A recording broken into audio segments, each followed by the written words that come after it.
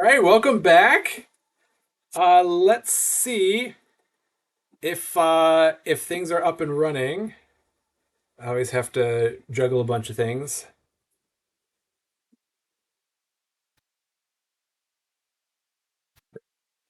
Live stream, yep. Welcome back. All right. If you are just tuning in, welcome to the SolForge Fusion launch week release day stream. I am Jurch. I am the head of organized play for Stoneblade Entertainment. My specialty is SolForge Fusion, which is why I am so ecstatic to be with you all tonight to stream some SolForge Fusion for a couple hours.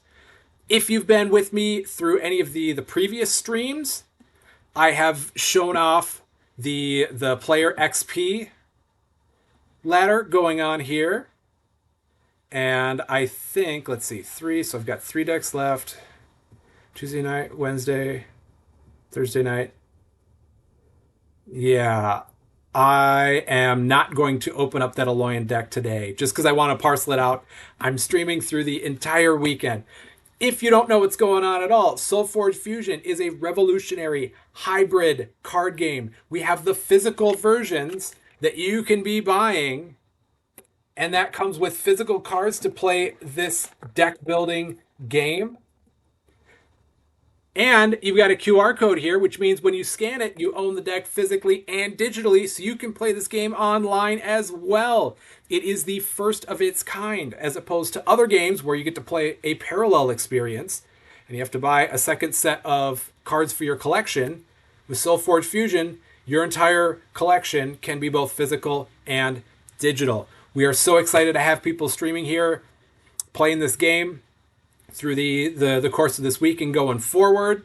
So you'll be seeing other streams the rest of the week. Tomorrow, I'm going to be streaming from 11 a.m. till 3 p.m. Central Time.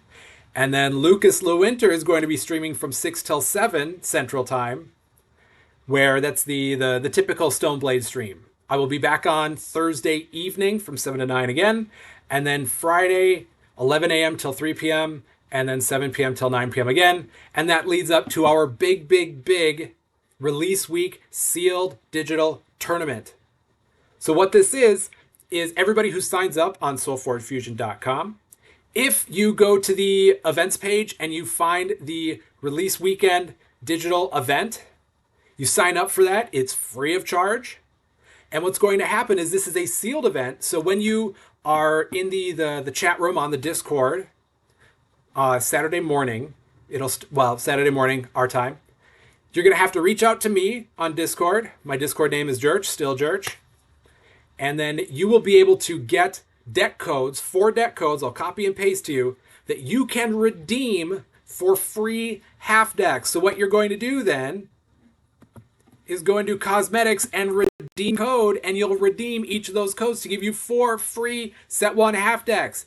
It'll be your job then to figure out what 2 of those half decks you want to fuse together and play for the tournament. It will be Swiss pairings. It'll be 5 rounds.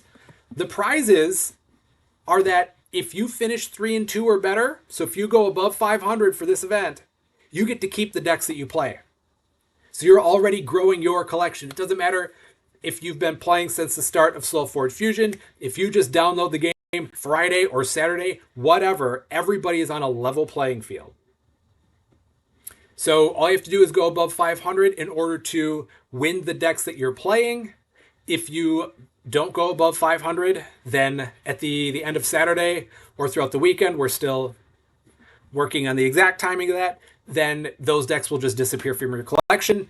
They go back into the Forge and help power the Planet of Solace. Without further ado, I'm going to jump into the play area. I'm going to be playing.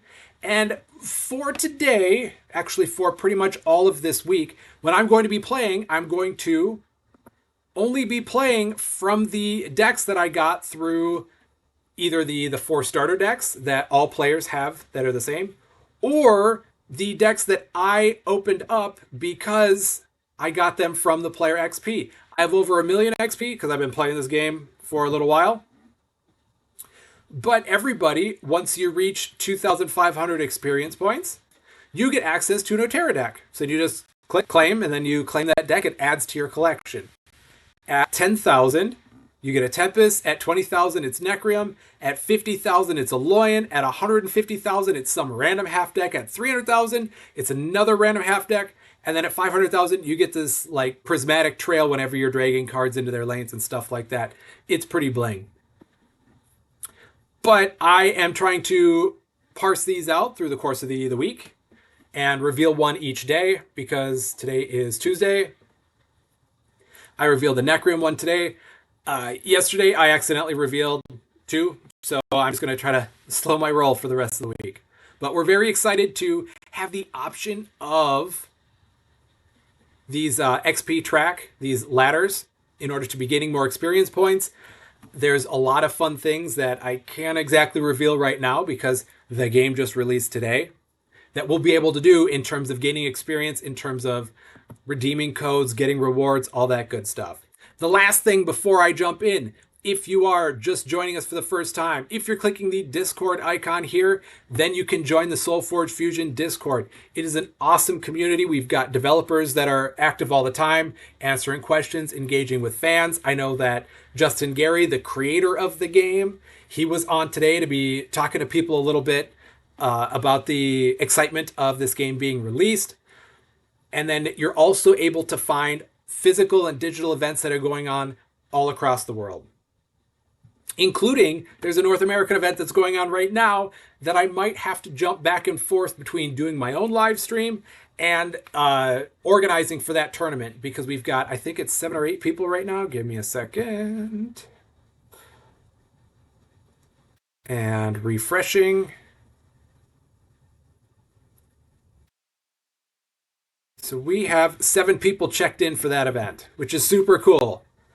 All right, without further ado, we are going to jump in. I'm going to change my deck to the first 2 that I opened. I called those decks XP Grind.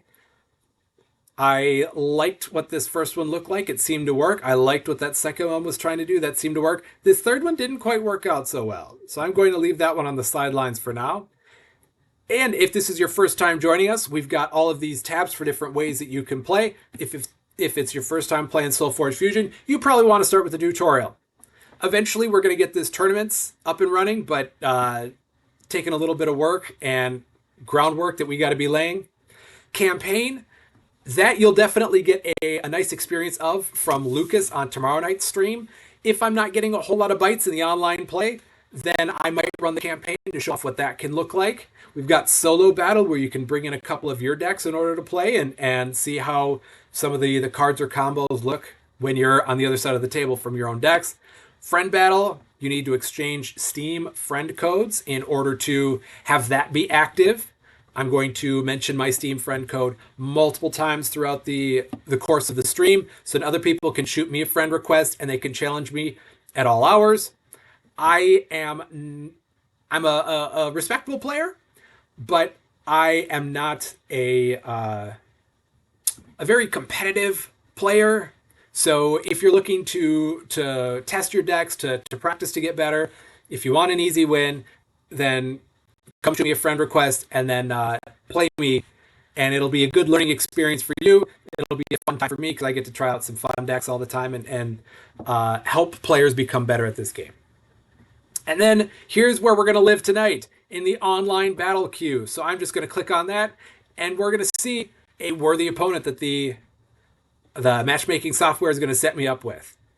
One of the cool features they have is this campaign mode option. So if I'm waiting, I could then start a campaign, and then as soon as they find a pair for me, it pulls me out of the campaign and drops me into this match. I'm just going to wait right now because I don't mind a little dead air. It allows me to kind of talk and catch up. Ooh, in the chat, we've got a question from Viper Dave. How do I tell if a card has been activated? That is an awesome question. So cards with activate abilities, once they come into play, all the creatures kind of come in with like a square box. And if a card has an activate ability, then the vertical sides light up. So they're kind of illuminated, And then when you click and activate the ability, then those go out, so it doesn't look like it's a square anymore. It's kind of a square, but where it's cut in a little bit. So almost like a kind of like an hourglass timer, a little bit.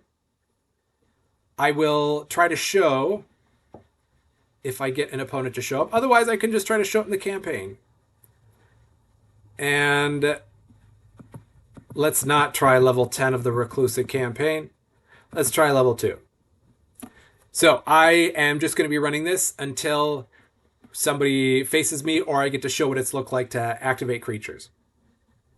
In the campaign, you get the opportunity to be adding these temporary buffs to your campaign run. It's any roguelike campaign style. And then in between each of these buffs, I have to face off against an opponent. So let's check to see what these buffs are. When you use your Forgeborn ability, play a spell for free. That's always good. When you replace a creature, one of your creatures gets +3/+3. Oh, and looky here. We found a match. So then it is going to take me to that match, hopefully. We are connecting to the match.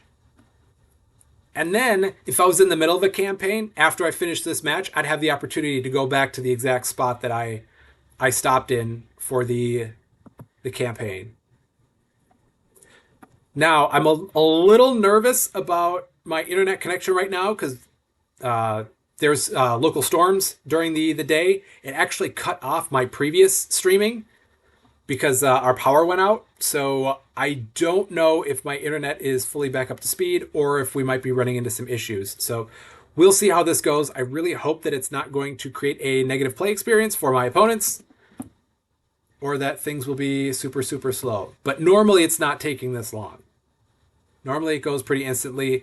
I'm quite certain it's because of my internet connection related to the storms that were going on in my area.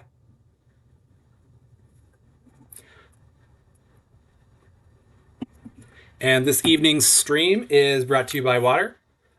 I'm about a third of the way through what I have to get through for as per my doctor.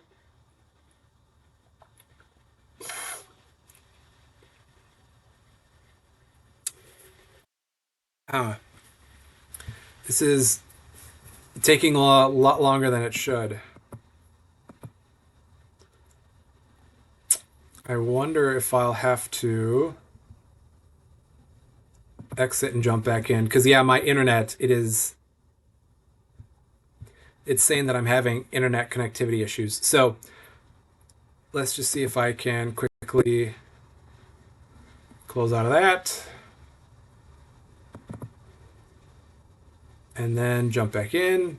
And then you'll have to bear with me while I resize my window. This is probably when I'm going to want to go back to a really large window.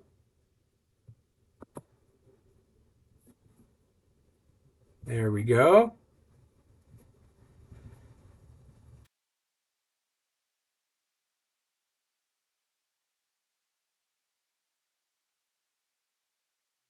Right.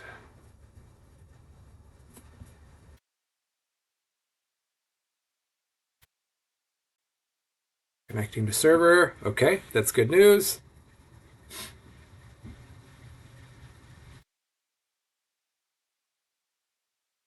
Oh, reconnecting to match.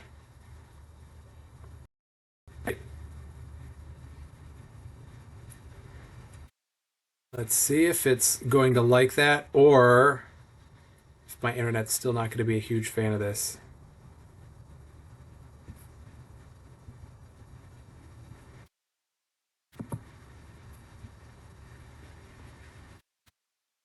All right.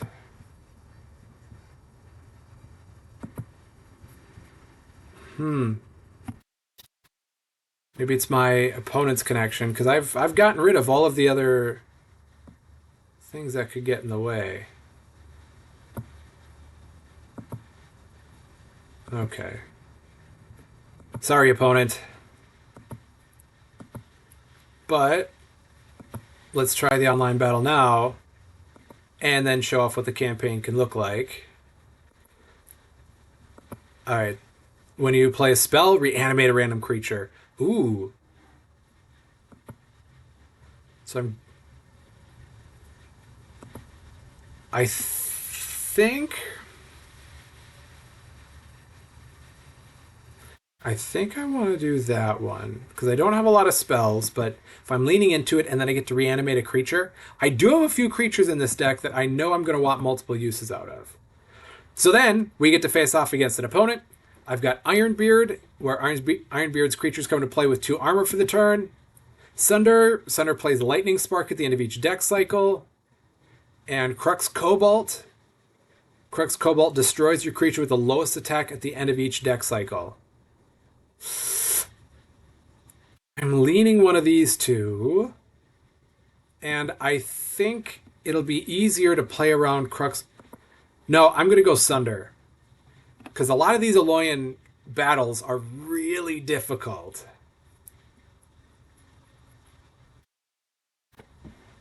Okay, so I get to go first. And I have a Soothing Druid. This Tempest half is incredibly aggressive. And my Utera half has been a really good support. So, oh, Viper Dave, here you go. You see the lit up sides, or they were momentarily lit up sides of the Omni that now it kind of like indented because it has been activated. And now I need to get that Omni out of here. So let's do a nice little trade there. And see if my dinosaur... Ooh, oh.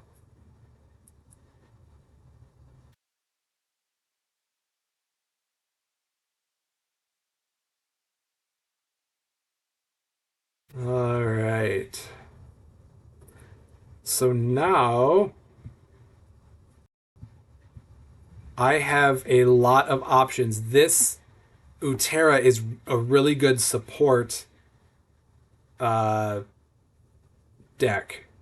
So I think we want to go like this and take out that spell sprite with the Utera Charger. And then just wait to have those two trade. Oh, no. So I could Feral Instinct to keep that sprite alive and Breakthrough, so I'd win that trade. Those two are going to tie. Feral Instinct at later levels is important. Viper Dave, I've been trying to figure that for weeks. Yeah, it's subtle, but it is very, once you understand, it's very intuitive and helpful. Or I could go Shardplate Delver. I think this is going to be a better fit for me. Yeah. Because that's going to be a stronger creature coming back when I'm going to have the Forge, so it'll be in the front and be able to do some breaker damage for combat. All right, now I get to go. I've lost a fair amount of health. So I think I'm going to start with the Glowhive Siren, which gives me back a little health. And then depending on what they do... Oh, and they're... Well, that's the AI for you, is they're going to move out of the way of something that's good. So I'm going to do the Flame Break Invoker over there and set that up to be having other creatures. Oh, well, they're going to take that out with the Yeti. Gross. All right. And they use that Lightning Spark to take out my Delver. Ugh. Oh, that changed rather quickly. Let's...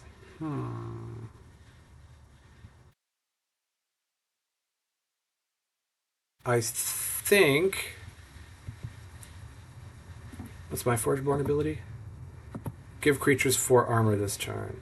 So I think if I go the Druid here... Soothing, so I'm going to gain a little bit of health.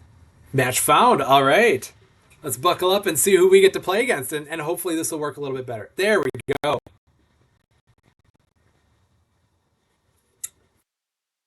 I'm still playing the same deck. I did that on purpose because I like this deck and I want to practice. And I've got the Forge.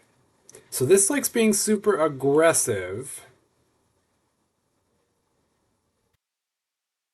I wonder if my opponent is going to identify that Flamebreak Invoker is a creature they'll want to get off the board. It's not that strong. It's a 3 attack, 6 health. It's got aggressive, but the activate ability, give your other creatures aggressive this turn. So right now it's just level 1, but then progressively it's going to match whatever level this creature is. Aggressive means that when you're playing a creature, if you don't have the Forge, then the creature still goes in the front of the lane, which, as you see here with this Ossuary Mech, my opponent is off Forge, so their creatures go in the back. They won't engage in combat. But because I have the Forge, mine go in the front. Now, with aggressive, those creatures are going to go in the front regardless of whether or not I have the Forge. So this is a Ferocious Mantis, so it gets 3 armor. And I get to use my level 2 Forgeborn ability, which is give 2 of your creatures armor. So then I'll just do that to keep both those friends around for a little bit longer.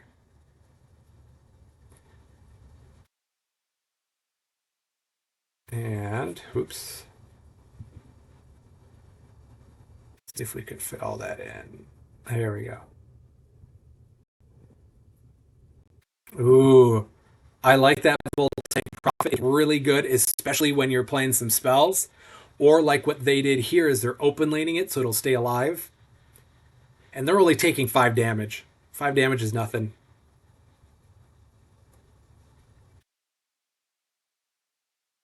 Okay. So this is interesting because my Leyline Vermin could turn off if they happen to not activate their Voltaic Prophet. I could play Leyline Vermin to remove all of the text from that card, so it wouldn't be able to get the armor. I like that. Oh, that Walker's going to take out my little Mantis. No!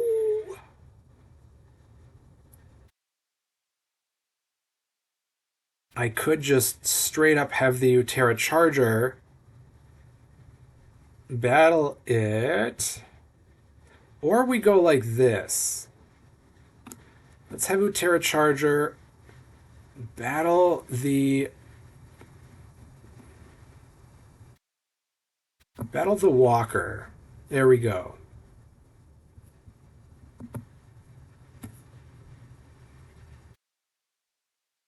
Energy Surge is such a good card. This is a very good card. Ugh, putting it right in the way there. Okay. And then they're going to be able to use the Voltaic Prophet. Yep, use that ability, so it's going to survive that trade. Oh, that was poor management on my part. So let's see. I think I don't mind this one. So if I go like this, and I activate to give those creatures aggressive, then my Yeti now is going to come up and be able to deal 6 damage. 6 is greater than 4, so I like that trade.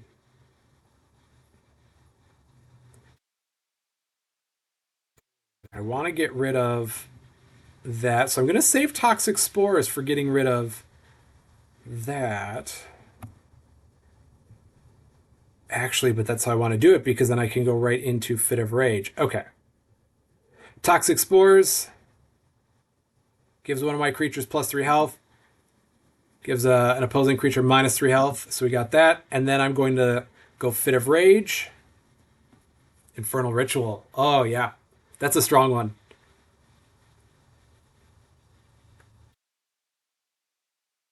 And then Ossuary Mech's ability that when it's destroyed, you get to upgrade a level 1 card in your discard pile. Nice for moving fast. So even though they think that they have these blocked, I'm going to go Fit of Rage, which allows me to pick one of my creatures to give it plus 4 attack and breakthrough. If I played a spell this turn, I get to give it to a second creature. So both of my creatures now have plus 4 attack and breakthrough for the turn. And that's going to be pushing through a lot of damage. But my opponent counters and tries to give him enough armor where it's going to really minimize the damage. That's well done.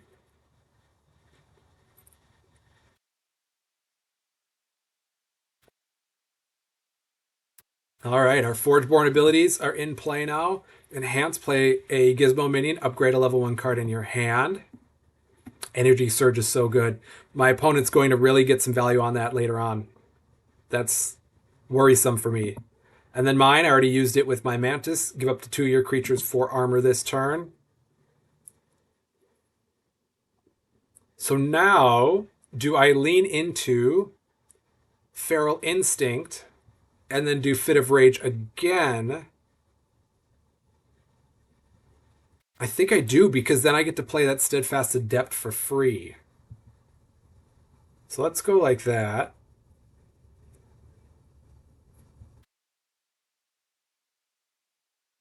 And don't get cute. Just give my 2 creatures the armor right now. So they'll hopefully be able to stick around a little bit. I'm anticipating my opponent's going to replace that Mega Gizmo minion. Yeah.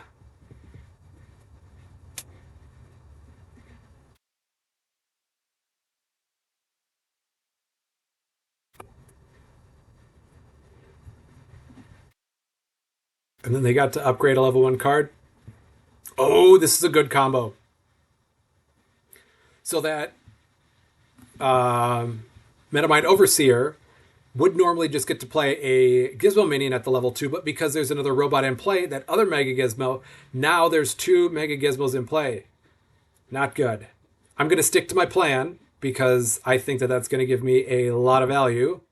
Give me on +6 attack and breakthrough now. And because I've played 2 spells this turn, I can play the Steadfast Adept. And I am going to undo that and just have everything hit for full damage. And we're just going to see where the chips lie. That I can take 6 because I feel like putting my opponent down that low is going to be in my best interest. All right, and then I get to go first now. Let's just go the second Stout Warcaller and see where that puts us.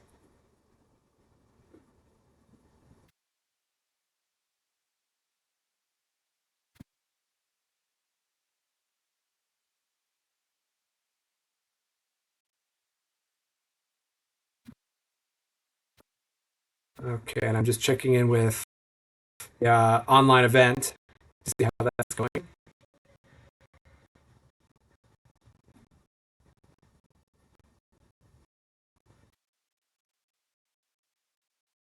They are well underway. All right.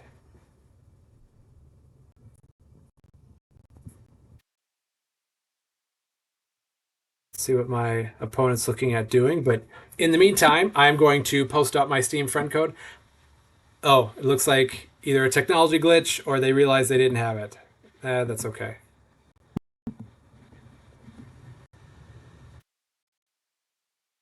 So my Steam friend code for anybody out there listening who is not yet my Steam friend is 103 Jurch Steam friend code 103628342. So if anybody wants to challenge me, wants to be my Steam friend to be playing some matches, then that is where you'll be able to find me. Okay, let us go to the one of the early fused decks. My third. So I'm going to be playing the starter decks also. This one is the Aloyan starter and the Necrium starter, which I think my opponent was just playing, because it's a strong pair. It's a strong pair, so I'm going to be playing the starters to hopefully give anybody who's showing up and playing on here an equal battle.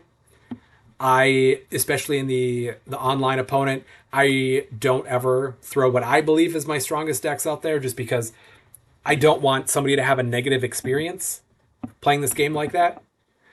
That's if other people want to be, they don't have a lot of other people they can play with, but they want to try their best stuff out.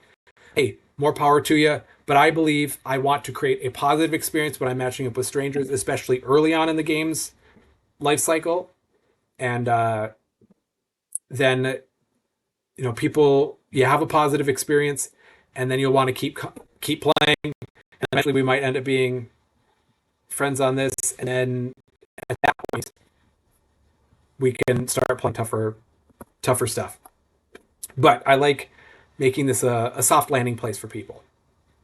Okay. Trotifer? Trodifer?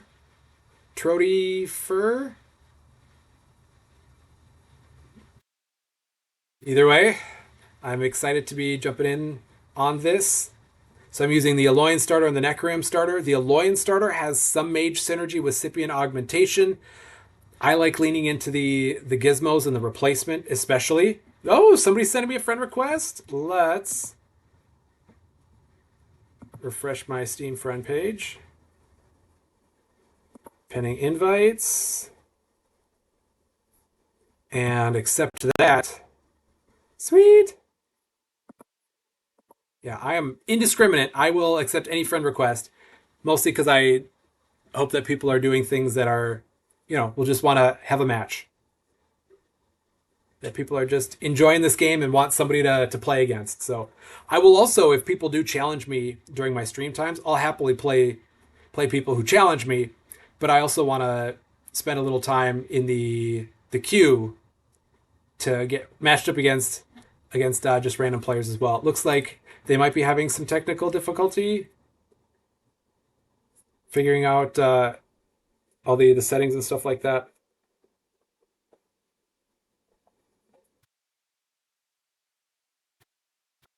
I think my water, yeah, something going on, a user error there with my water, but should be good now. There we go. Something was going in the wrong track. All right. So it looks like this person might. Oh, okay. Here we go. Blizzard Shaman. That's tough. Now the Steadfast Justicar, 12/9's pretty good to look forward to. And it's better than that. And there is some warrior synergy, so I think. I don't know if my opponent's having some difficulty with technology or whatnot, but I think I'm going to open lane this and see that they'll have to put something to block or they're setting something up. However, if they plan on activating the Blizzard Shaman, oh, dang it.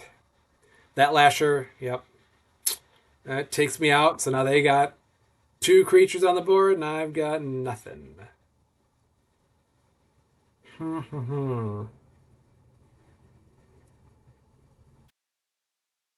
Voltaic Prophet is nice. I might do that and the Dreadbolt because I want to level up Dreadbolt in order to be taking out higher level creatures as the match progresses.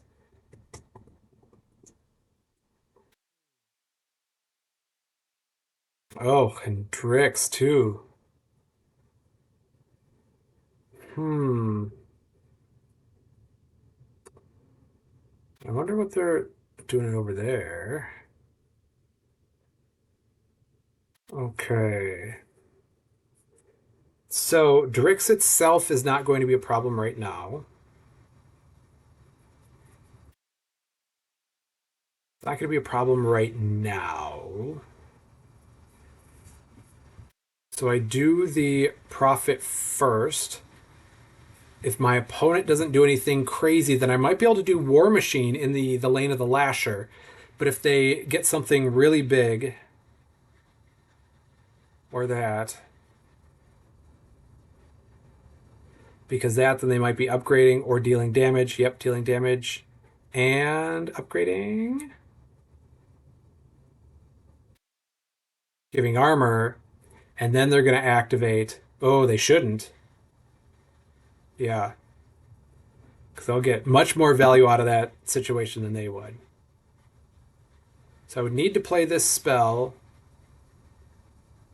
in order to get value out of that. Let's do it. Let's go there. And then I get to give 3 armor there. So I won't be taking any damage. I mean, I personally will, but that Voltaic Prophet won't. Then I just need to get a spell here, which I did get. Oh, I've got options now.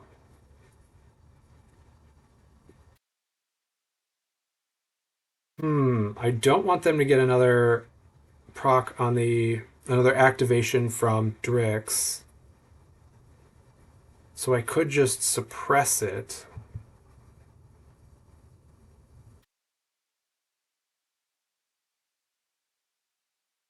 Yeah, I'm okay with that.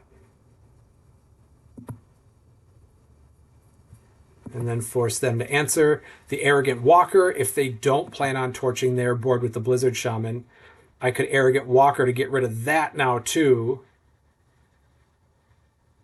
Okay. Well, if you pass back to me, then I'm able to activate there and keep that alive. As well as here and give that creature -2/-2. Arrogant Walker is a good one to have leveled up because at level 2, the creature itself is 7/3. That's okay. But giving another creature -4/-4, and then the last level is give a creature -6/-6, that can really come in handy as a soft removal, where it's not like Dreadbolt that it automatically gets rid of the creature, but giving something -6 health in addition to putting a creature in the way, that combination can take care of an opposing creature. Oh, good call. They got some mage synergy here. Because they give that 3 armor. They could move it out of the way if they want.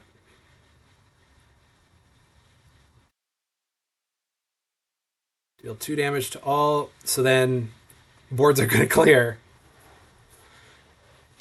I'm okay with that. I'm okay with that because I've been leveling up the things that I have valued. Hey, Core.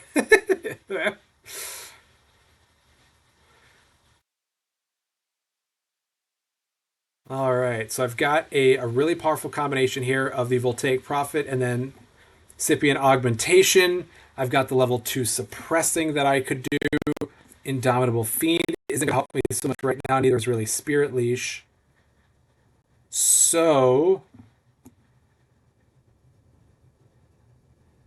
I don't want that Gizmo to stick around because I'm certain they're going to have some shenanigans with that. So I'm just going to suppress and destroy that. Let's see what their Forgeborn ability is. Destroy an enemy creature with decreased health. Play Gizmo minion, upgrade a level 1 card in your hand. Okay.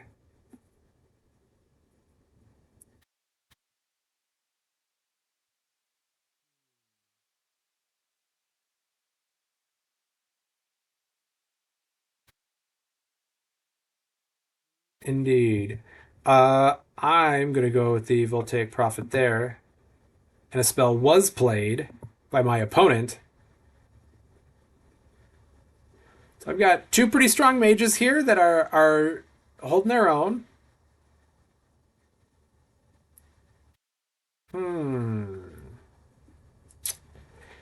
Because that Venerable Assassin I could bump up a little bit. I don't know this deck well enough, so I am just going to go like this. And I'm going to upgrade the Venerable Assassin. And then play it there. And I'm guessing my opponent might use their Forgeborn ability to destroy the Prophet because it technically has reduced health at this point. We will just see what they decide to do.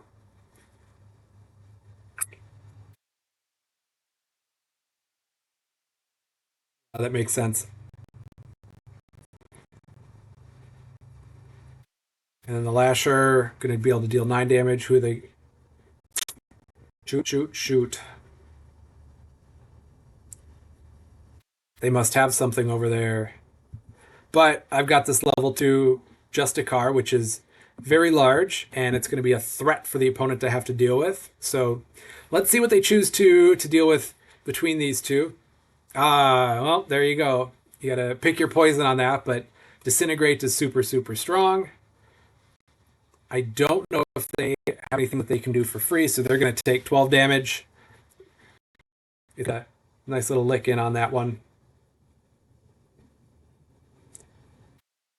And then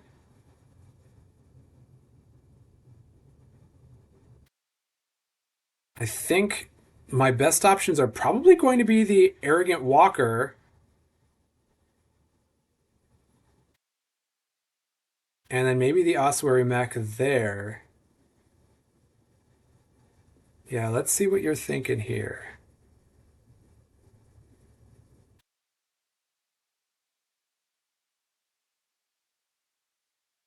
I don't want to lead with the Walker on the chance that it could be blocking something, but the mech is going to be similar. The level 3 Ossuary mech is really powerful because this says when this is destroyed, you may play a card from your discard pile for free. So it gets you an extra play, in addition to being a 9/9, which is nothing to sneeze at. What are they trying to do?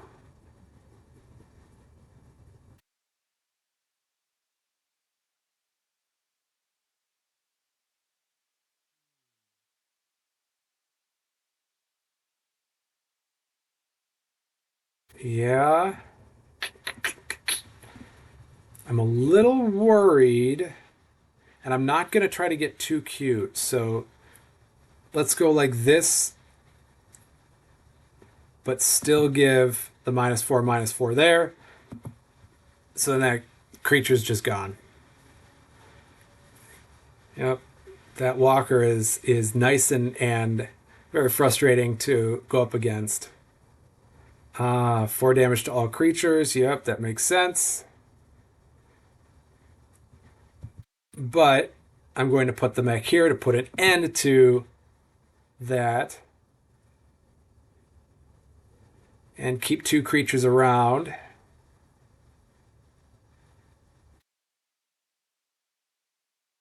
All right. Let's see.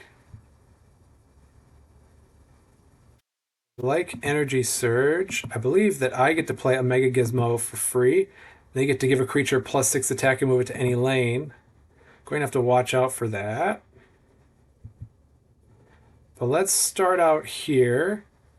And then I'm going to upgrade the Combat Spectre because that's got stealth, so that might be able to come back to help me out in the 4th deck cycle, perchance. There we go. And depending on what my opponent does, I might do the Ossuary Mech. Oh, man, that Lasher. Every single time. Oh, that's frustrating, but well-timed.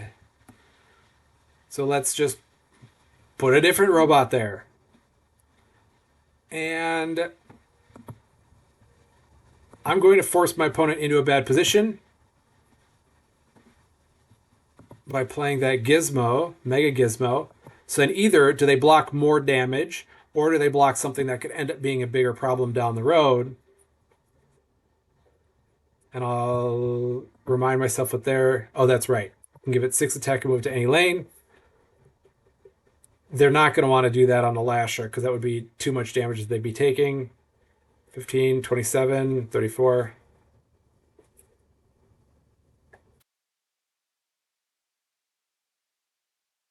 Okay. So they end up taking 16. But they do take out that Mega Gizmo.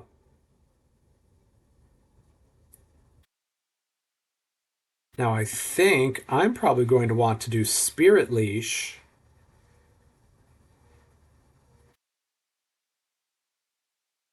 Because that's going to reduce a creature's attack and health and then give one of my spirits so I can buff up one of my mechs like that. And then would I want to do Infernal Ritual? Because it says play a card.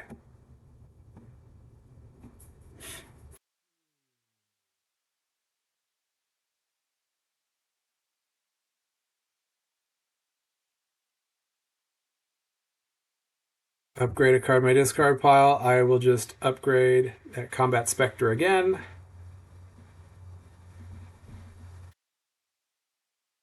Then Spirit Leash to cut that down a little bit and give my spirit just a little bit coming back.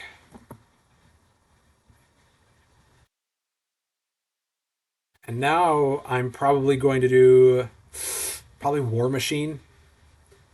Maybe the Combat Techno Hulk, but I don't see a big difference between those two in my book right now. I would just be looking for something to keep a little extra board presence.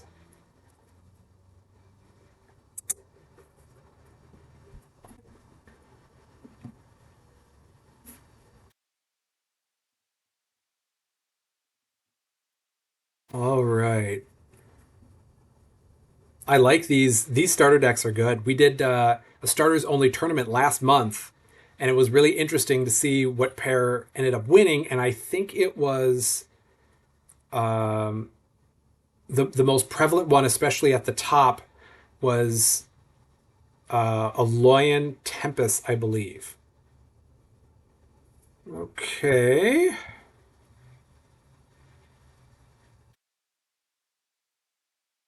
Uh, well, this would be comboing with the force field anyways, but I can't do that. So I'll just save 4 damage from coming through. Yeah. Yeti Warcaller is a fun card if you've got mobility, which it looks like this deck had some of, but that they weren't quite able to make it work like they were looking for. Can we use the decks we have? Uh what do you mean, Devio 3000?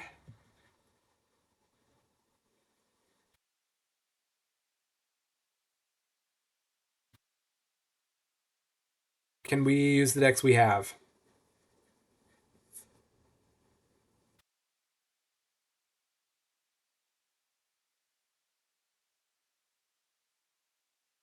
If you're talking about in various tournaments, yes, you have to add them to your account. So, oh, like in real life, I've had decks actual play, but haven't looked at any. Oh yeah, if you have physical decks, and as soon as you buy the digital client and like you sign in, it imports all of your digital collection, all of your collection from the physical game that you scanned in using the QR codes, like that one right there. Then you have that in your digital collection, and then you'll be able to use those online freely. Yeah, it's really slick. And there is, I can definitely spoil this. It's not a spoiler to say that you'll be able to buy decks online and digital only ones. The store is still taking a little bit of time to iron out all the bells and whistles with that. But one of the cool aspects is down the line, there is going to be the opportunity for players to print on demand. So if you have a really awesome deck that you got a digital code for, you didn't ever buy the physical game, but you bought the digital version of it, you'll be able to print it out and have a physical copy of it. That is something that the development team is working on, and I mean they have the technology because we're able to do that now. That all of these decks, all of these physical deck lists, are just code that then is sent to a printer. So that technology does exist already.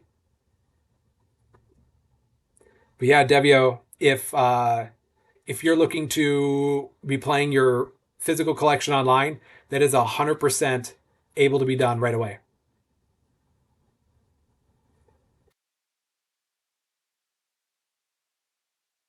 Warmonger mod, another really good. Ooh, oh no, because then Drix either to fill that lane to take 2 damage or yep, okay. So now I'm taking 10, my opponent's taking none, and grant good thing that my creatures aren't taking any damage, but Uh, if I can't get rid of that Drix, this is going to be very problematic. And I don't have any direct removal. Let's see. Start of the fourth deck cycle. Give your creatures +4 attack. This turn they get aggressive. Gross. Death touch. I get to destroy any creature. I'm not going to want to use that now, just in case Drix 3 comes out. Excuse me.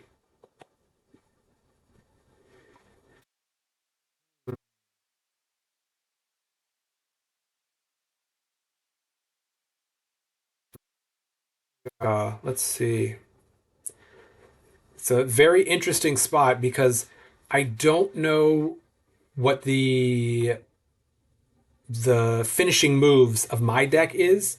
So if my opponent can be fortunate enough to get Drix 3 out soon, and then they've got multiple Drixes where replacing things are going to be getting them a ton of value, this match could turn very quickly. Very quickly. I mean, I've got two really strong creatures and a nice little body on the board there, but if they're able to get Drix 3 out, that could start to cause problems because then every creature that they would replace would be automatically getting +6/+6. If they're replacing a Mega Gizmo minion, then that creature is getting +12/+12. And that would be hard to overcome. So I'm probably going to use this Arrogant Walker on Drix, or maybe I can do the deploy. Uh-oh. Deal 6 damage to everything. Oof. And then play the Gizmo. So I think now I save the Walker because then I could do that there and then have 15 damage coming through.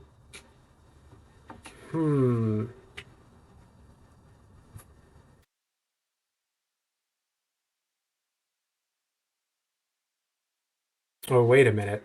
Let's see if I can win this now.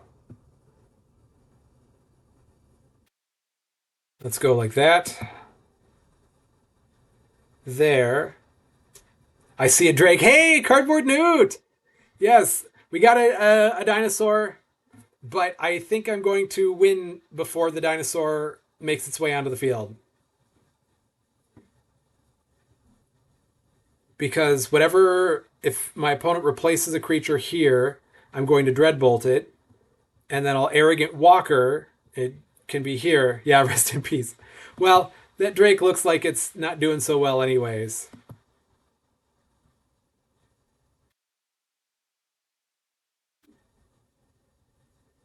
Now, Newt, you've got to be getting close to the end of the semester, right? Hopefully.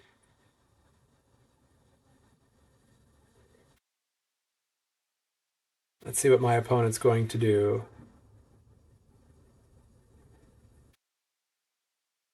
Okay. Touche. End of May, then I'm done. That's right. Yep. So it's still about a month left. So we go here to give a creature -6/-6. Sweet freedom like the dinosaurs in Jurassic Park. Yeah, for a time. Also, I want to let people know because we just said it's here that my opponent, which hey, totally fine to do. But in the grand scheme of things, when we are awarding experience points for head-to-head matches, you're going to get a certain amount of points if you win. You're going to get a certain amount of points if you lose. But if you quit a match, then you're going to get like 0 experience points. And I think depending on the types of tournaments and events we're going to do, it may be punitive to be quitting. I understand if people see that there's no hope, no end in sight, and you're going to save everybody some time. You do whatever you feel is best, but we are in the business of encouraging people to kind of stick it out and to continue to play. Let's see where the tournament is. The North American, we had 7 people that were participating. And Come on. They're in round two. Okay, it doesn't look like anybody's reported yet, at least what I can see. Okay. Change deck. I think I did a second fused deck. Come on.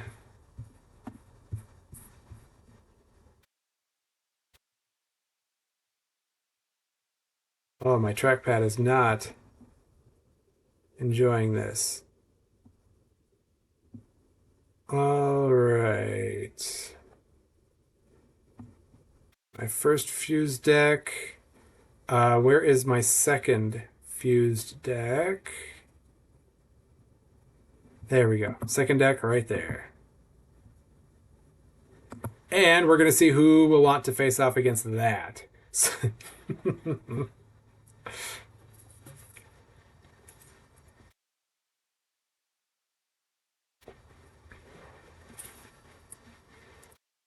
Okay, let's see. I already talked about the online event that's happening this Saturday. Next weekend, if you're into the in real life playing SolForge scene, we have something called Fuse Fest 2. Now, this is a continuation, well, kind of a continuation from Fuse Fest 1, which was hosted in Tulsa, Oklahoma last spring for the release of Set 2. Oh, hey, I get to face off against Carl. Uh-oh. Oh, Carl, we're going to see what you do to me here.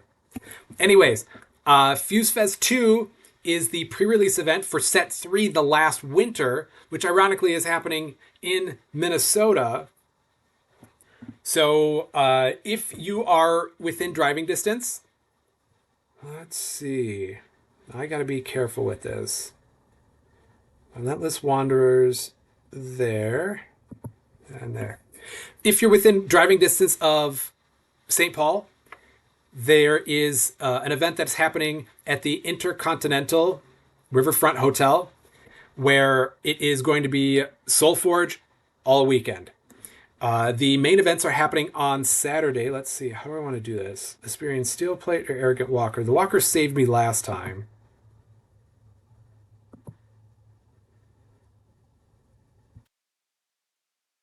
All right, so we're going to go like this. Give a creature -2/-2 right there. Winning 2 out of 3 trades I'm in favor of. So the weekend of the 27th and the 28th of April in St. Paul, Minnesota. And what we have going on is a weekend of SolForge Fusion. So it is pre-release for Set 3, The Last Winter. The event costs $60, but with that, you get access to events all weekend. So, lost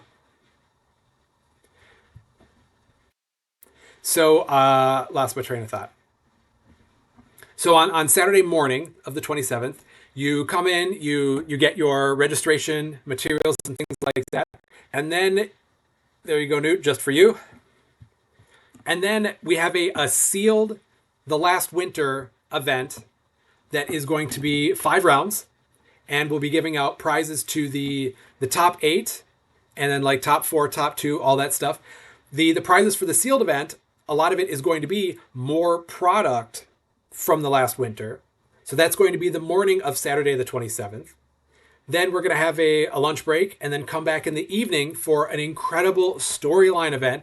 I'm so excited for the event that Jurch has been writing that it's going to be really cool, and I'm excited for the experience that everybody's going to have. For that storyline event, players are going to get a second Last Winter booster, which just comes with signing up for the event, and then you'll be able to...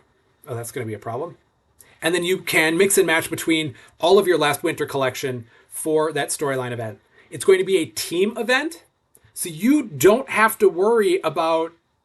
trying to be the best player or thinking that you're not very good or you're new at the game, because it's a team event.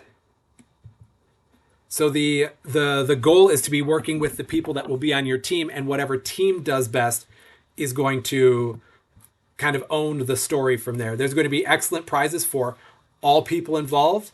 Cardboard Newt, my only goal is to play dinos. So wait, that means you're showing up? No other goal.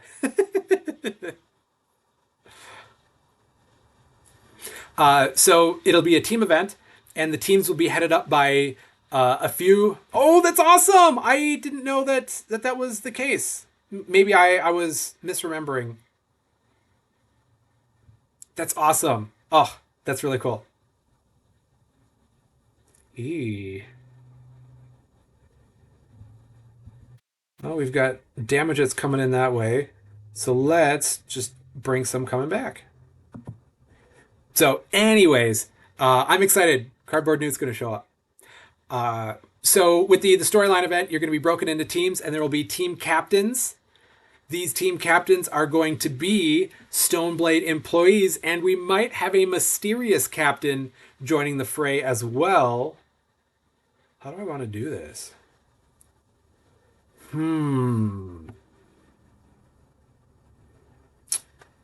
I like that one. Actually, let's see if we can put some serious pressure on Carl here. So we'll have some coaches. If you're new to the game, new to the physical game, we'll have plenty of opportunities for people to get their questions answered, to be in a really good place. So they're going to have a positive game experience for this. And then that'll be Saturday. That'll be pretty much all that I'll have energy for. Oh, gross. I'll see what I can do, Newt. I'll have to talk to the people in charge. Okay, so this is going to get buffed up. And then I've got my Forgeborn ability here. So let's go like this. It gets +2/+2. You have an enemy creature -4/-4.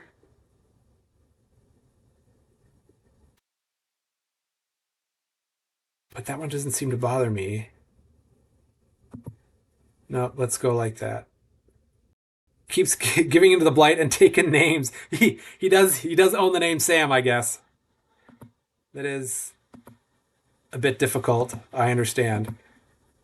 But you do own Newt, and it would be good for you to get your name back. Yeah. Okay. I'll make sure you two aren't on the same team. I'll talk to the head of organized play. So then, anyways, on Sunday, we have opportunities to do some pop-up like sealed tournaments. So if people want to buy more last winter product and do sealed tournaments, play against some of the developers or the people on the Stoneblade team, you'll also be able to buy more product. We'll be selling it at a discount. And then in the afternoon on Sunday, there'll be a constructed tournament where we've got some really fun prizes for that as well. If you check out the event, I believe it's called the Fuse Fest 2 storyline event. So if you read that description, you'll be able to get details on all of the events that are going on through the course of the weekend, as well as an updated notification or description, that's a better word for it, of the prize support. So you should take a look at that, what the prize support for each of the events are going to be. Very excited for that. If you've got any questions, please reach out to me. I am, excited to answer questions about this because I'm super excited about this event, and just really looking forward to what Fuse Fest could be for people, and just the positive experience that Fuse Fest 1 was, and being able to see a lot of old friends, make some new friends, and just really welcome a lot more people into the community. So if you've got questions, reach out to me on Discord, email op@stoneblade.com, or check out the event on the events page, and you'll be able to get all of the information that you could handle regarding Fuse Fest. I'm super excited for that. Cardboard Newt, I got to decide what decks to bring to play with set 3 stuff between events. Yeah, there will be plenty of time for people to be playing in between. Oh, wow. Carl's doing a lot of shenanigans now. This is not going well. Yeah, that rallying tinker. All right, so I could Sigmund Fraud to trade. or Botanimate, but level 2 Botanimites I'm okay with.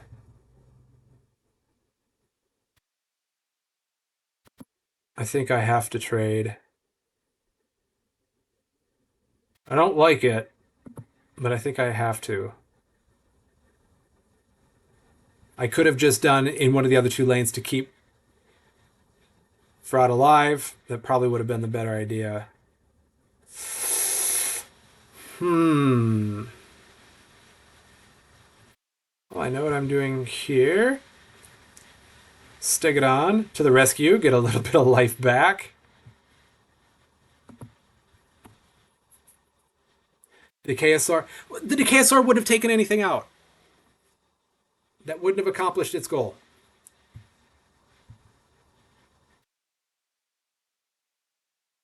Stick it on it. Ouch. So mean. So mean. Just because you are the dinosaur expert. The dinosaur czar. The dinosaur. We'll workshop that. Yeah. Just because I'm not quite as fluent using the starter decks with dinosaurs. I'm playing the hand that was dealt. And now we're gonna see if Carl moves over his dissipating spirit, Spectre. Oh god, that Tinker's killing me. The Dinosaur. Alright, I can get on board with that. On this stream, I unofficially, and in no way, shape, or form is this binding, declare that Cardboard Newt is the Dinosaur. Dang it, that name sounds cool.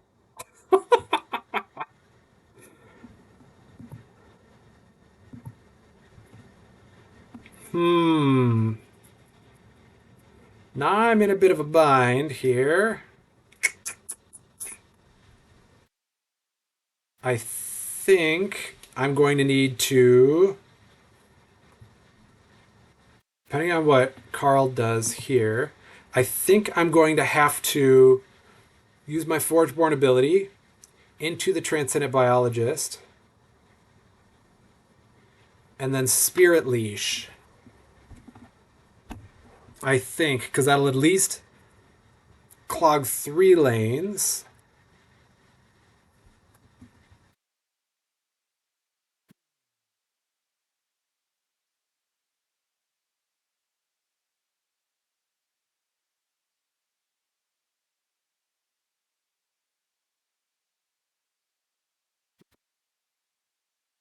Oakfather. Biologist. And those get buffed up a little bit. And then we'll see Dinosaur. Yeah, that Drake's not going to do any good. I think I have to Spirit Leash or potentially Infernal Ritual away my little wisp. Oh, that's going to hurt.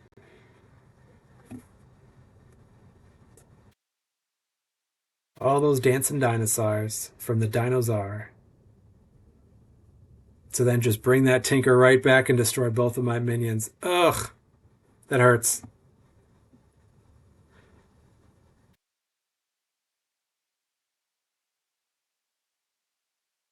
Oh no, I didn't do my math right. Let's see. This is the only thing that keeps me alive.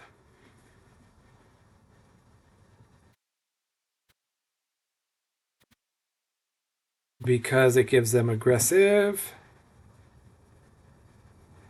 But 5 creatures on the board versus 8 health.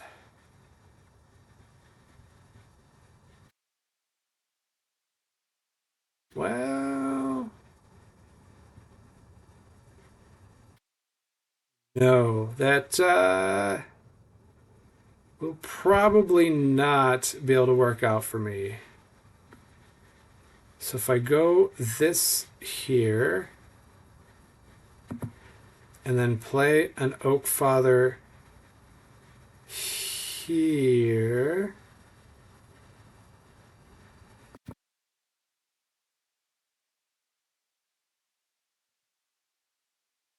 Yeah, I think at this point I'm just delaying the inevitable.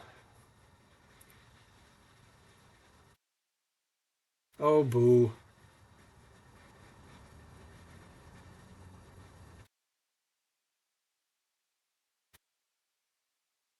Upgrade a card and discard it. Yep. I think this is probably going to be it. Because even if I botanimate here, I'm only up to 10, and there's 15 damage coming through. Couldn't do anything about that. So we will let Carl do the math and revel in the victory. And then we say good game.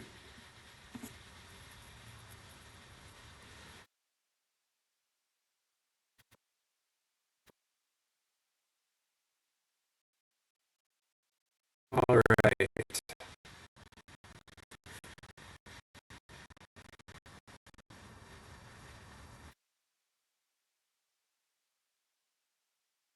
So I am going to continue with this second deck as we are approaching having, what, 45 minutes left in the stream for tonight.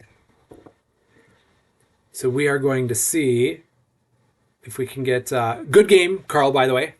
Yeah, fun deck, a lot of juggling with the Tinker and the Stitcher, and that really put me in a binder. Yeah, it was not good.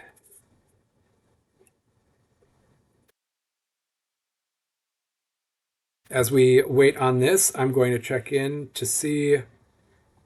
Oh, found a match. I guess we're not going to wait.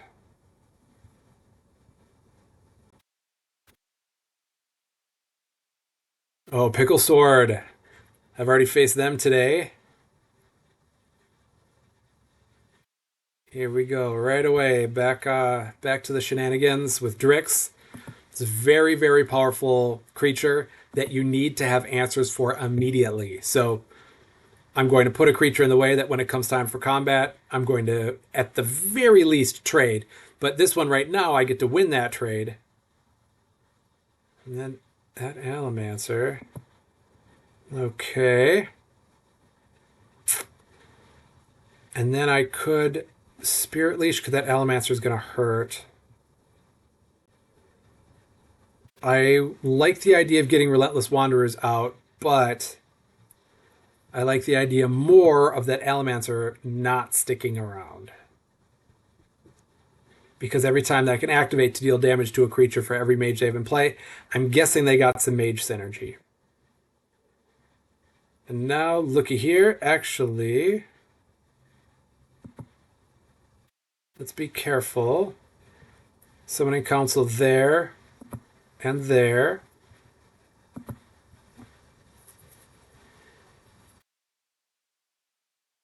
And Newt, I apologize, but I will not be playing the Stouthide Stegodon because I got to get the Transcendent Biologist out and make all those little wisps just a little bit bigger.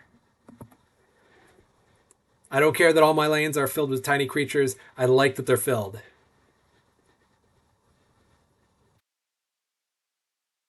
Gives me a little bit more residual value. It's a good move by them.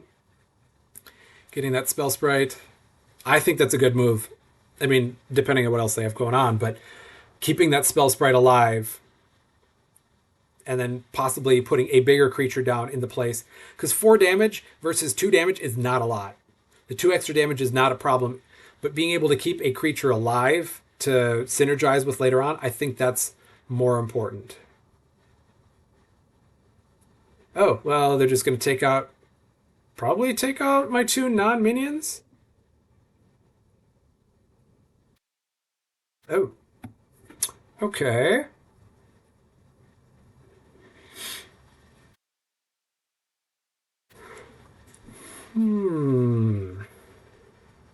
Oh, this is a combo I haven't tried before. I think I'm going to go with the Arrogant Bartok. Get that one for free. Into the Asperian Steel Plate. So the Bartok is going to go here.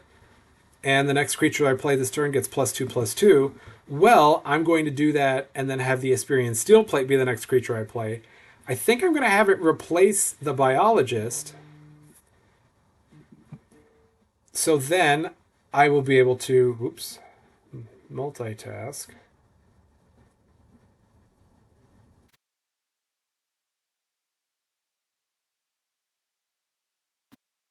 Maybe multitask.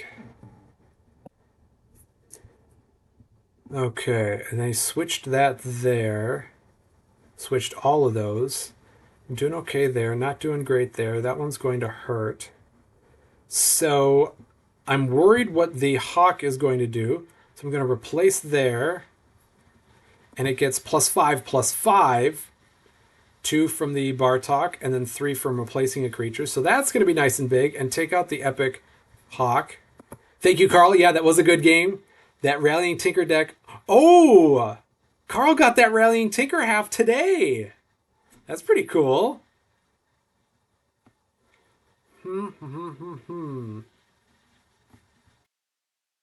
I think I want a Dino into the Spirit Leash. There you go, Newt. The Dinosaur gets one of their minions.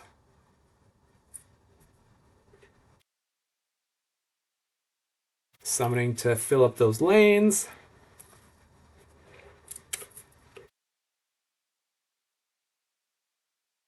But it's not going to be so filled because I'm just going to give the -6 there and that there.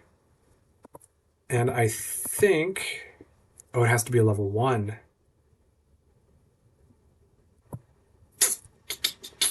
Shoot. Well, let's see what you got, Pickle Sword.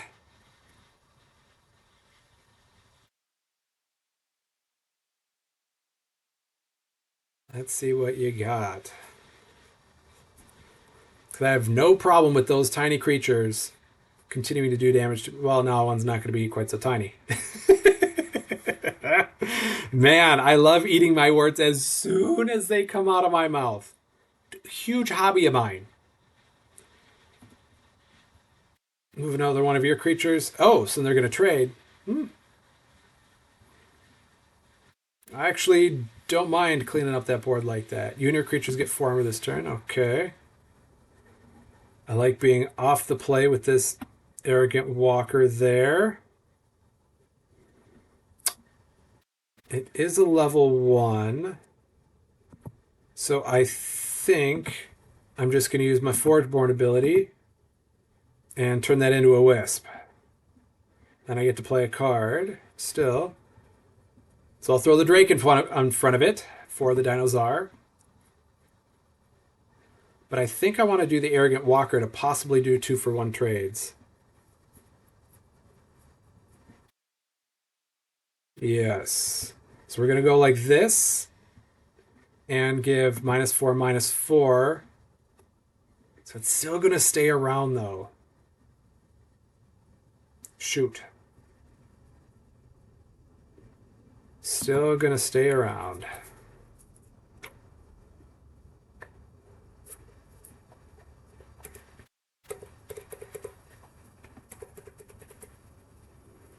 Summoning count. Oh, this is going to be nice. Oh, I wish I didn't get all of these at the same time.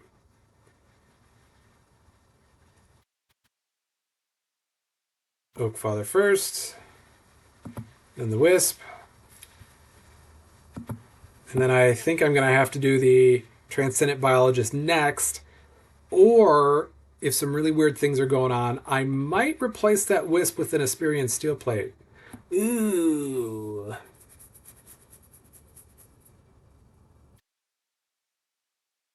No, I don't like that. So we're going to go here. And then the Transcendent Biologist. It's going to go in that lane. The minion's going to go there. Give my minions +3/+3. And we'll see how they reply. Because I like the fact that as of right now, I've got 4 creatures that are going to stick around. I'm guessing only 3 will make it. Yep. Only 3 are going to make it.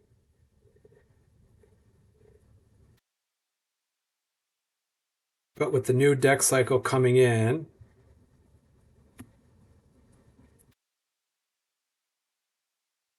oh, where are they switching? Okay. Drix survived with a little bit more. I'm going to have to get rid of that Drix. Not looking forward to that.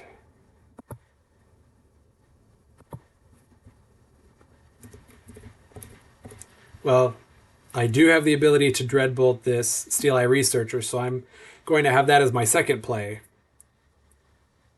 Lull them into a full sense of security.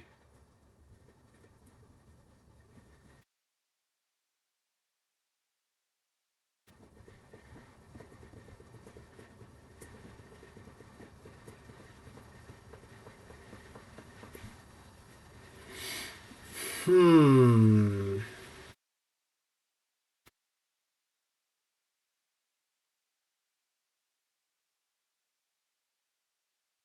Speaking of false sense of security, I'm going to go an Oak Father there, Oak Father there, and I might end up using my Forgeborn ability to put an Oak Father in the lane with the Steel Eye Researcher to then make sure that I get that one off the board.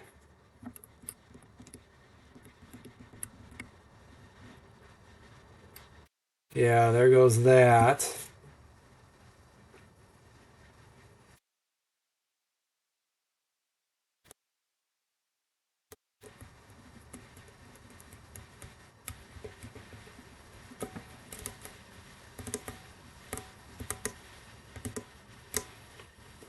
They're going to back it all the way up. I don't know what they saw differently. I think that's a pretty strong move.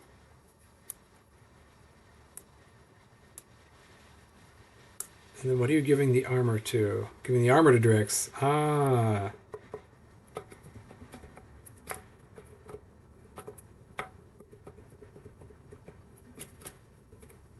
And now I'll move it back and give it the -10.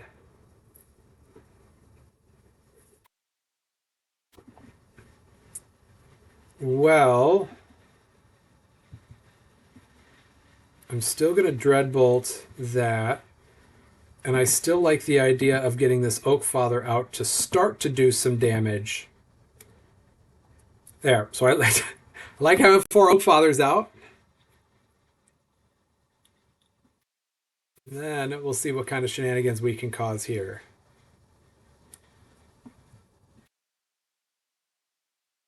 Ooh, 2 good options.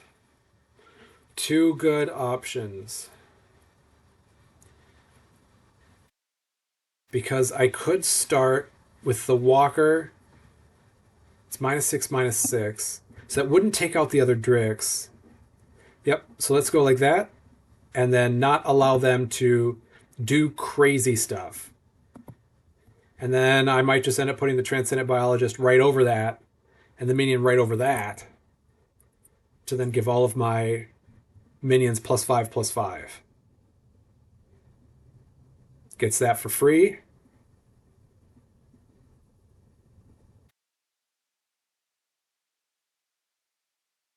Hmm.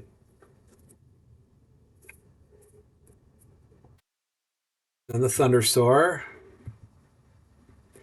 But I'm going to go like this. And like that. And then give everybody 5/5. And we've got a grove going on here.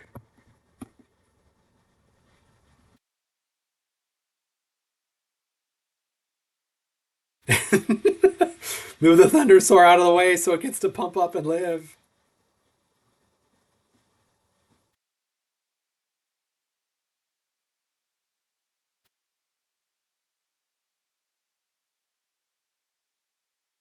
That can do 3 to 2 different creatures and or players. So I don't know where that's coming into play.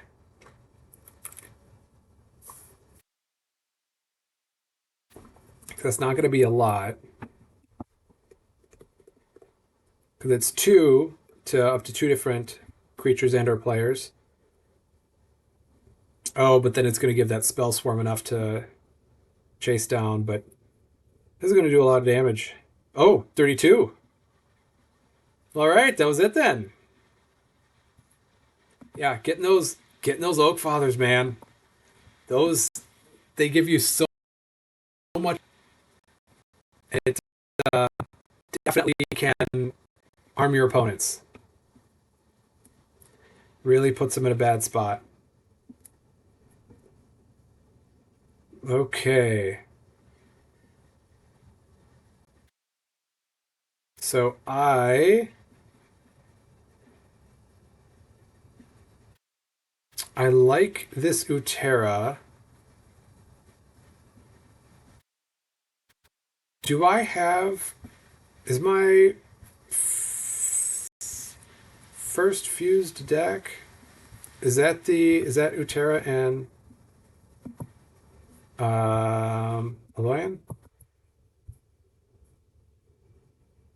No, it's not. So let's create it.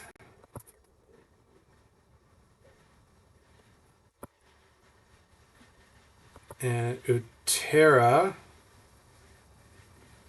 and then Utera starter, and then Aloyan. And where is Aloyan starter? But I like getting the Oak Father, so let's go with that.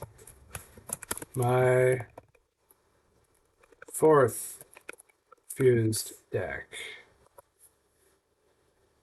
All right, and then let's bring this one into the fray using those starters and see what we can come up with. Everybody who's online tonight, which of the starters have you liked the best? Which of these starter decks have you found yourself playing the most? Excuse me. If we've got anybody that's still live in there. Oh, we've got a few people still watching. Yeah. Got a few people checked in. Might not be the right time to be asking questions to the chat if we've only got a few individuals on it, but that's okay. Carl tested the Alolan Tempest and Alolan Terra. Felt pretty good. Yeah. Yeah, I'm seeing what the Alolan Terra has to offer. And I like that with these starter decks is they don't have anything wild. It's a good flavor for what each of the factions likes to do, but then it helps you really appreciate some things. Like suppressing, I know it's good, but man, at the right time, that's just a strong removal. Viper Dave not really played any of the starters, just jumping into your own collection, which is good too. Yeah, I like playing with the starter decks or kind of the generic ones, especially when I don't know who I'm going to be facing against. So I want to just play something that'll be a good jumping off point for people. All right, it looks like we may not have anybody who's a worthy opponent for me, so let's go back to the campaign. And it should be right back to where we left off. Oh, yeah, that's right. So my first play, I think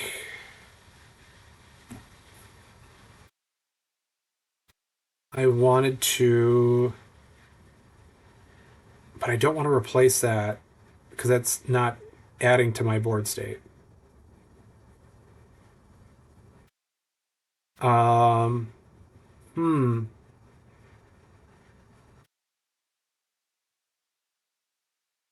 Let's go like this and turn that breakthrough off. And then we might do... Oh, gross. Took me so long to come up with that play. What's my forward born ability here? 2 your creatures, 4 armor. Okay. But that doesn't...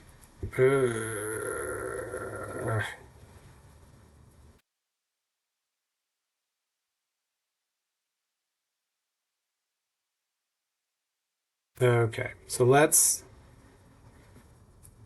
That's not necessarily going to be the most damage, but that will get breakthrough next turn and we'll get it back if I don't do something about it.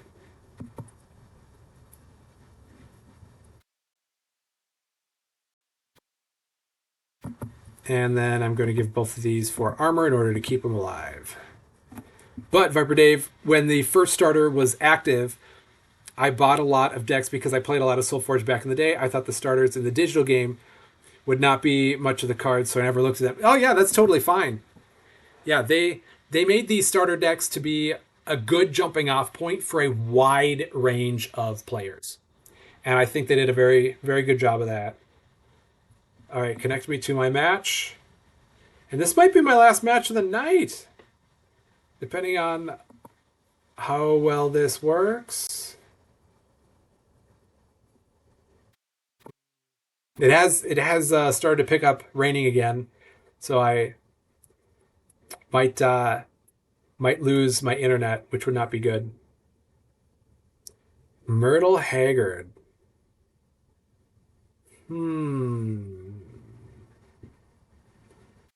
That one's going to be something I don't want to deal with. So we are just going to throw that there. And then I'm going to roll into the Relentless Wanderers and see if I can start getting some minions out.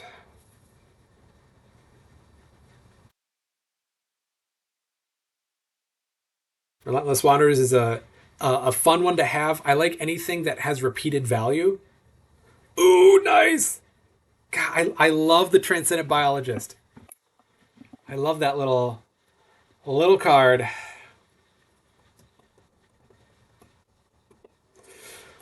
So Relentless Wanderer is there. And then how does that feel for that little Wisp minion to be chump blocked? Normally it's the one that is doing the blocking, but it was needing to be blocked.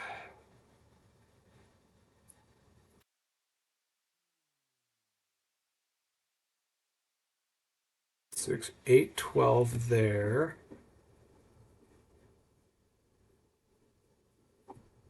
Oh, that puts me in an interesting spot.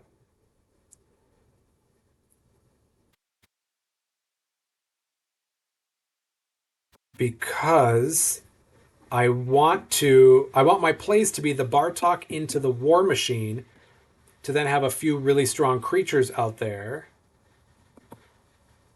What? Oh yeah. Actually play the Bartok. Great. Great idea, Jurch.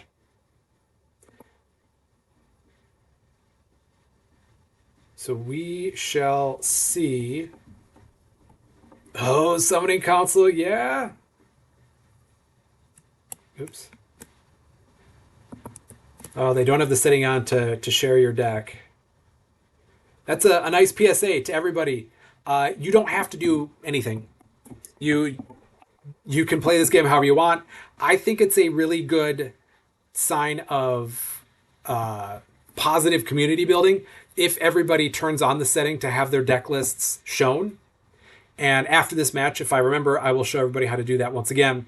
But it's just a setting that you turn on to show deck list. And if both you and your opponent have that setting turned on, then you'll be able to see each other's deck list by pressing the Shift and then D for deck. Otherwise, if you just push D, then I get to see my decks here.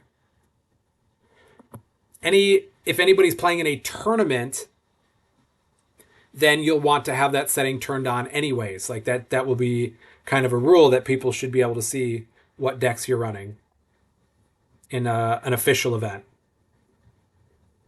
But when it's sealed, then that's it's a different beast entirely, and I don't want to get too deep into that because it's not really paramount to what we have going on right here. But I will show people at the end of the stream what that looks like to turn that setting on. Just botanimating right there. That will not be as problematic as they think it is.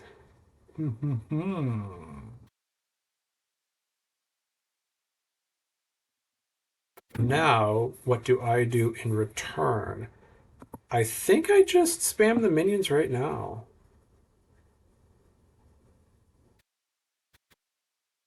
Yeah. And then, depending on what my opponent does, that will dictate on which card I play next. The Voltaic Prophet, possibly, depending on if there's something that I need to take down. Otherwise, I'm fine making two trades over on this 40% of the board and then being in a positive board state with the rest of it. Otherwise, this Assassin puts my opponent in a bad spot at the start of next deck cycle. Because they have the Forge there. I'm going to actually win that trade.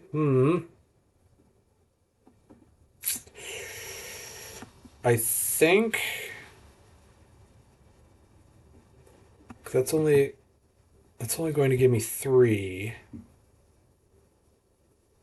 So it would take some damage anyways.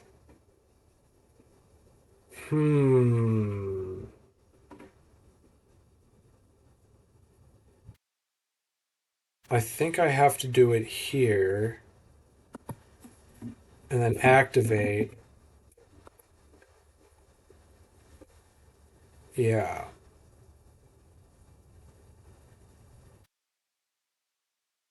Yep, so I get to upgrade a level 1 card because of that Ossuary Mech, and then Indomitable Fiend gets to come right back in this lane, but hopefully I get a spell in my hand, so I'll be able to play it and then put a little bit of armor on that Voltaic Prophet in order to survive that trade next turn.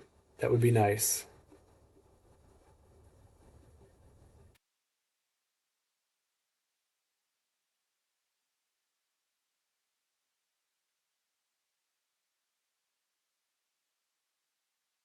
Yeah, okay. Well, I definitely have Energy Surge, which I will want to play. And then what do I upgrade? What's my Forgeborn ability? They replaced it with a Wisp. Okay, I'm going to save that.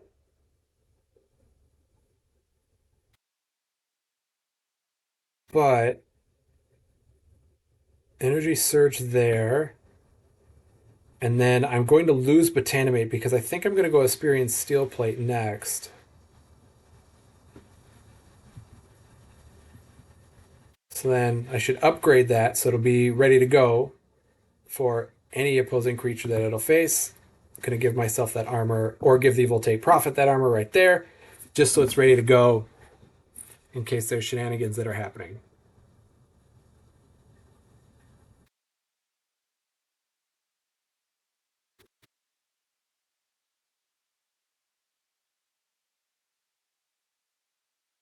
All right.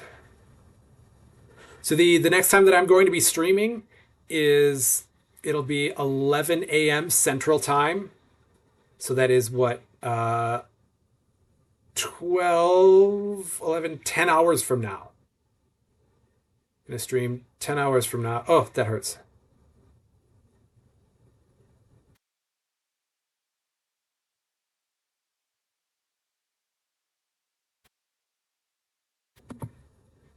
So if this wasn't exactly a great time for you to be streaming, that it's early in the morning, late at night, in about 10 hours, I'm going to be streaming again.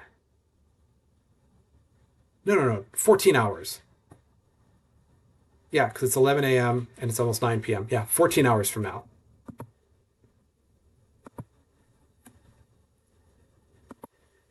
All right, let's see what they're doing there now. I can make that trade in my left lane. I'm surviving in the center and then right center. We'll see what they put in the way of that because they're going to have to put something in the way. Unless they, I mean, health is a resource, and if they're fine letting that 9 damage come through, so am I.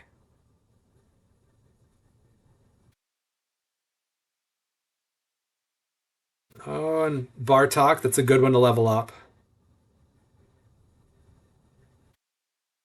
I don't like that it stays at 2 health even in all the way through the levels. I wish that this one had a little bit more staying power. Other Bartoks do. Just wish that this one did.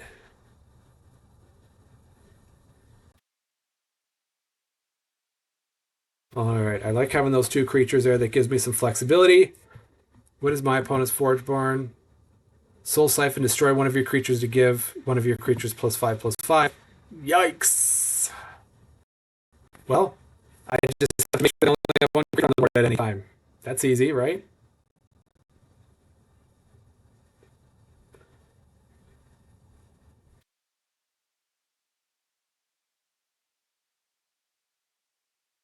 Aha.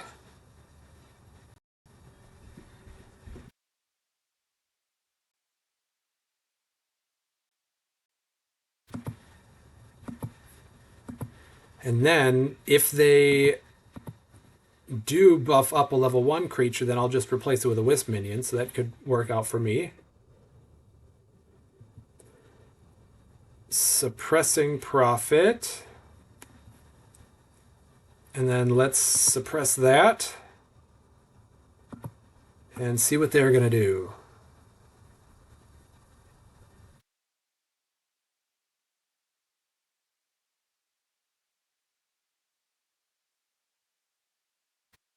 I wonder, because I could give one of my creatures 6 armor. Oh, ugh.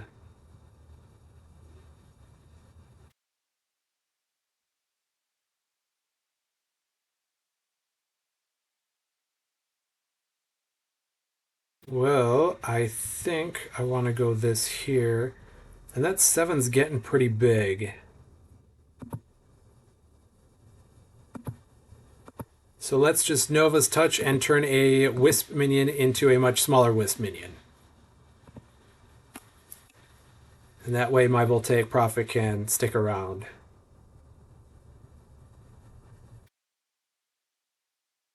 I've got 3 Prophets now.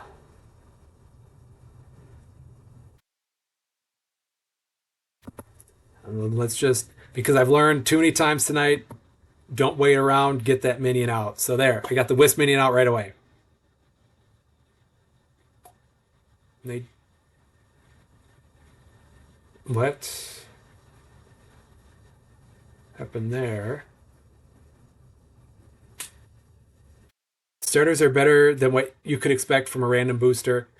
Alloying Tempest is pretty strong. Yeah, I think they're probably better than like a random, but they do have a ceiling, a very low ceiling. Oh, cool.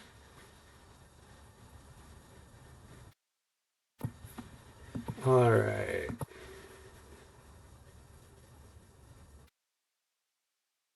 Hmm. So I want to get that biologist out. Spell wasn't played, so those don't get to. And I don't have a spell. So we will go like this.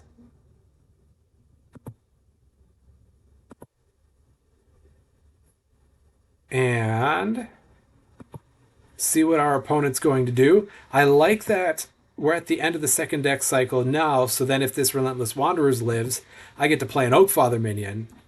So that's going to work out really well for me, and hopefully my opponent can't destroy one of my creatures and cover the other 3 lanes, so I'm going to be able to close this gap. Alloying Tempest is pretty strong. They made all of these fun, but also very strong. So I don't know how long they'll be viable competitively, but it would be cool to see if like in a month or two people are still playing these starter decks, not because they don't have a big enough collection, but because these are still actually pretty good decks. Yeah, I don't think any of these starters have more than like 2 or 3 cards that synergize together, that coalesce under or around one synergy, which then encourages players to seek out things that might have more of that synergy. So let's see, because they're definitely going to use the Relentless Wanderers. Are they also going to use their Forgeborn ability to potentially win a trade here?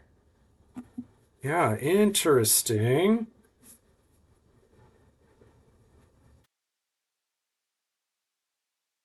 They're running a little low on time.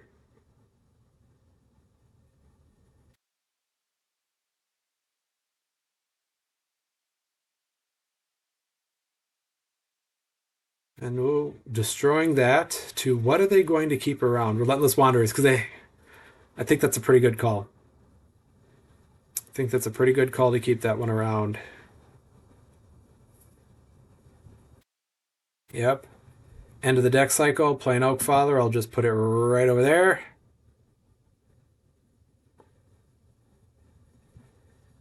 And cycle 3, I get to play an Oak Father minion. And I also have the Biologist right away. How do I want to play this?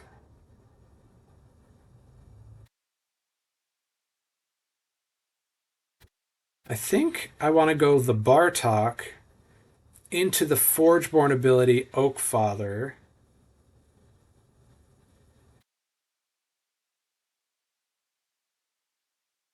This is what are you going to take out? Oh no, my Wanderers! No.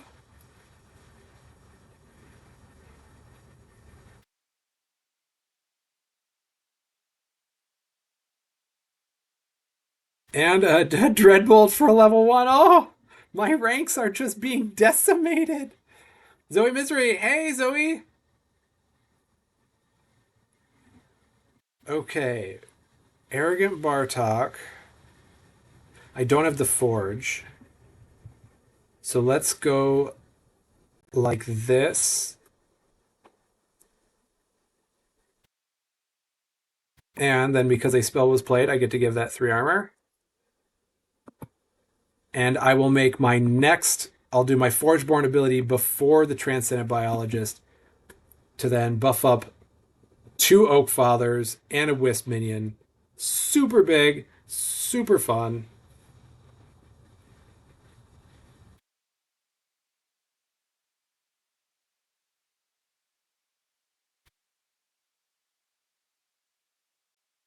Noah says hi too.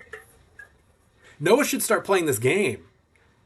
I think Noah would have a lot of fun, and it would be interesting to see the synergies that he'd be able to come up with, because I know he's a very cerebral player of like card games and stuff. So I'd want to see what Noah thinks about this.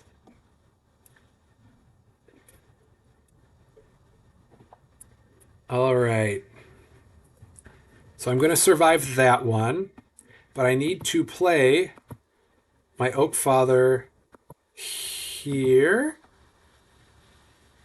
It gets +4/+4 from that Bartok. That angry beaver. He agrees he should learn. Cool. And then the Transcendent Biologist is going to go here. And right on top is going to be that Wisp minion. And then I have some super, super tall trees that my opponent is not going to enjoy having to go against.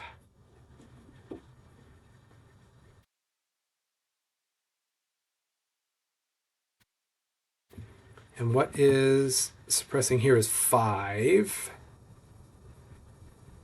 I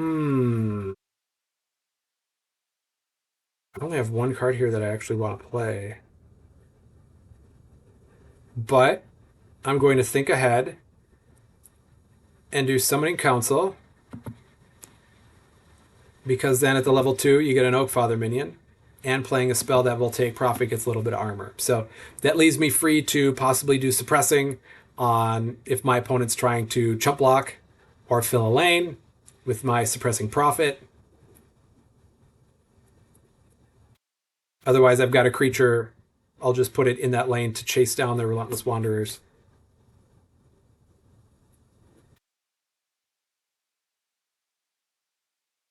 Oh, Zoe, you should ask if Noah wants to learn with the physical game or with the digital game. Oh, a Transcendent Biologist. The other way.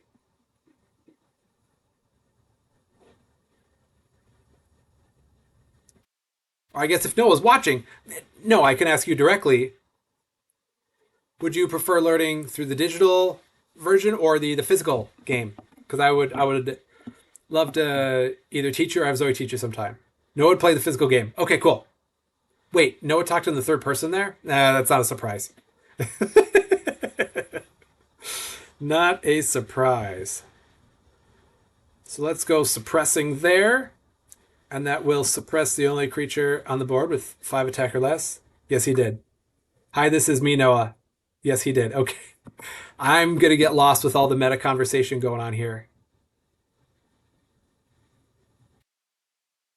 All right, but let's see. I've got 13, 19, 26 showing plus 10 breakthrough. So 36 threatening right here. 36 threatening my opponent. Let's see what they're going to do right now.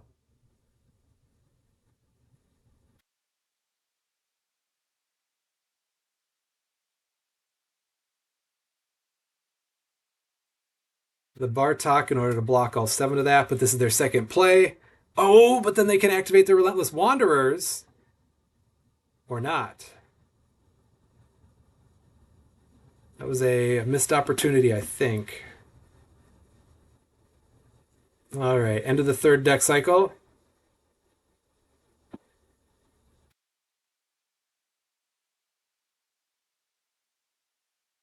And we are going to see what my opponent can muster. Because getting those Oak Fathers really large, it's really difficult to overcome.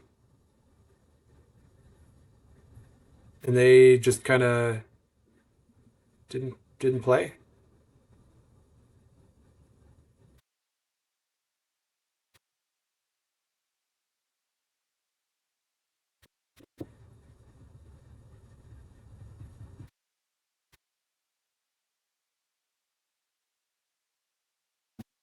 Or maybe something went wrong, but I mean at this point when you've got 30 42 damage that you're staring down the barrel of, including 30 that's breakthrough potentially. I think yeah, that's kind of it. I'll throw a little bit of juice on the dinosaurs for Cardboard Newt in posterity, and then finish this off and take it home. All right. Thank you to all my opponents who played me, whether or not you know who you are, that you've been on the SolForge Fusion official live stream. I love playing people. I love playing this game. So before I go, I do want to make sure that I show everybody how to turn on the setting for sharing your deck list. So it's under settings. Oh, oops.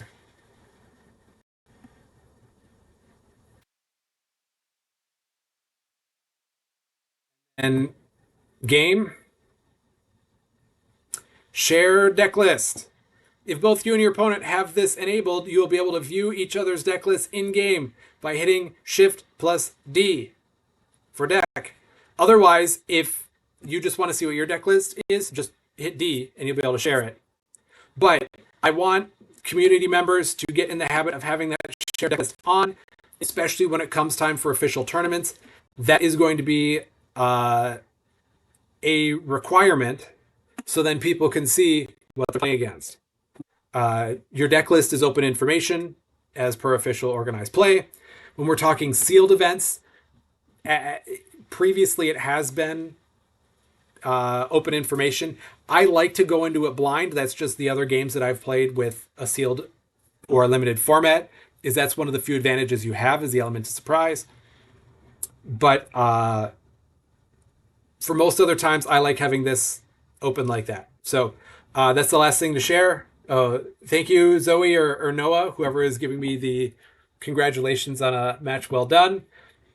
I will see you all in about 14 hours for continuing more. And for that live stream, I'm going to be opening up this Alloy and a half deck that I won.